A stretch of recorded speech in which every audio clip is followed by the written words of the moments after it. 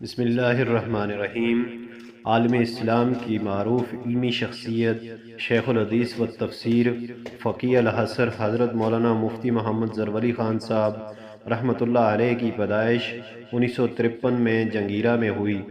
آپ جامعہ اسلامیہ بنوری ٹاؤن کراچی سے 1977 میں فارغ ہوئے۔ آپ کو امام اہل سنت، عظیم محدث و مفسر حضرت مولانا سرفراز خان صفتر رحمۃ اللہ علیہ نے اجازت و خلافت سے نوازا۔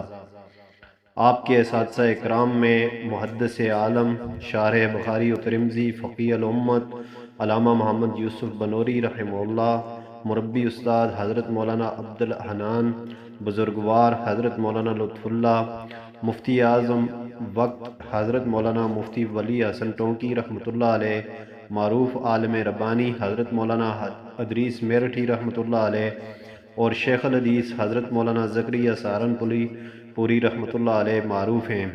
آپ کی تصانیف میں بعض معروف کتابیں: احسن العطر، احسن المقال، احسن التصنیم، احسن المناسک، احسن المسائل والفضائل، احسن الاصلاح والاطلاع، پیغام مسرت، احسن الرسائل وغیرہ ہیں۔